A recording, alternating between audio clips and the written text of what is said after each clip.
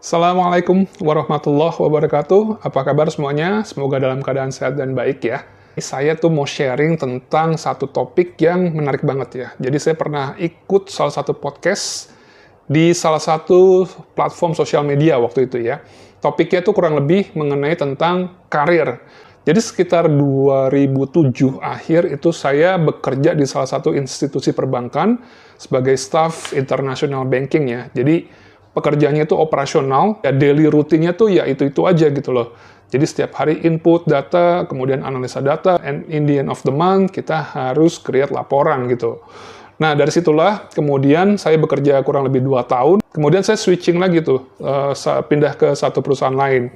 Nah, di perusahaan tersebut saya juga bekerja sebagai orang back office ya, akademik operasional di salah satu institusi pendidikan terkenal di Jakarta gitu. Nah, itu saya juga berjalan kurang lebih 2 tahun. Again, mindset saya bahwa saya itu mau bekerjanya ya back office, daily routine gitu.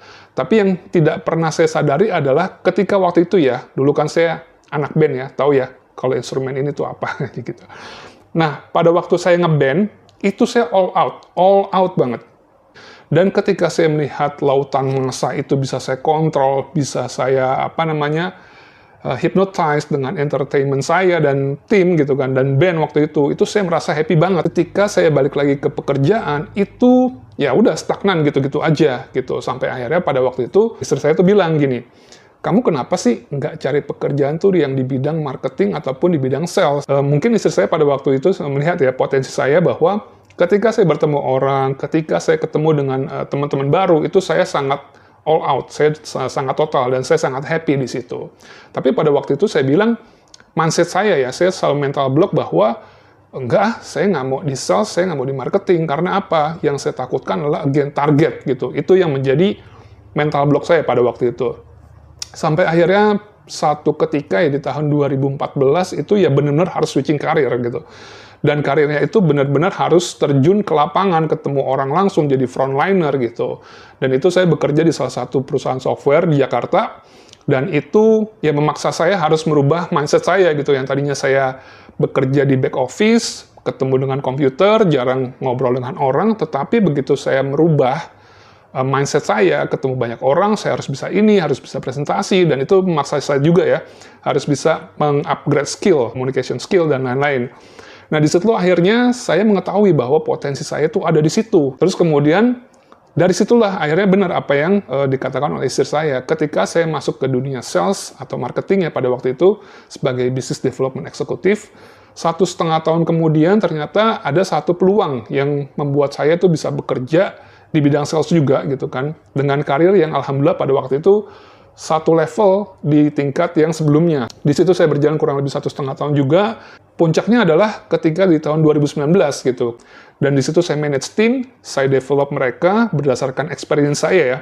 Tim yang achieve atau happy pada saat bekerja, itu benar-benar jadi kenikmatan batin buat saya. Nah itulah yang menjadi passion saya ternyata gitu. Sampai akhirnya pada waktu itu ya manajemen melihat bahwa oh potensinya nih kayaknya di sini gitu. Sampai saya pun juga menemukan cara apa sih yang menjadi potensi saya gitu. Karena pada sebelum-sebelumnya tuh saya seperti nggak mengenal diri saya sendiri gitu. Saya nggak tahu apa yang menjadi potensi saya. Saya tahu potensi saya dengan salah satu tools waktu itu ya, saya tahu dan hasilnya keluar gitu kan. Apa yang menjadi bidang karir saya. Oh ternyata betul, apa yang selama ini saya sudah jalankan gitu. Sampai akhirnya saya tahu apa yang menjadi potensi saya gali, saya dalami, sampai pada satu titik saya tuh benar-benar, oh ini yang memang menjadi passion saya, ke divisi untuk membawahi tim sales, tapi benar-benar di bidang training. Nah, disitulah akhirnya saya mulai mengembangkan diri bahwa apa yang menjadi potensi saya benar-benar tahu gitu. Ya udah, saya geluti di situ, terus kemudian yang menjadi profesi saya pada saat ini adalah ya udah, saya benar-benar fokus untuk di bidang training dan consulting.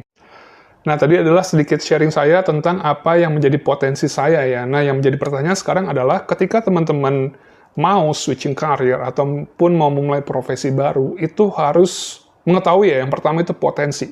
Dari potensi ini teman-teman juga akan tahu, yang kedua itu akan menuju ke indikator sukses.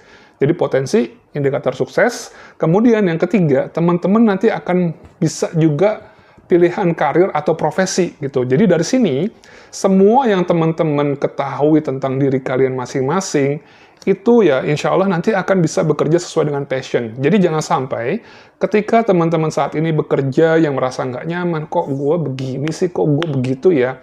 Karena mungkin ya dalam tanda kutip belum mengenal diri sendiri gitu. Jadi potensinya sebenarnya ada di bidang lain, tapi karena kita nggak tahu atau kita nggak kenal dengan diri kita sendiri gitu, ya udah akhirnya stuck di situ. Nah jadi yang perlu diketahui adalah potensi, kemudian indikator sukses, kemudian yang ketiga adalah pilihan karir. Ini yang perlu teman-teman ketahui gitu.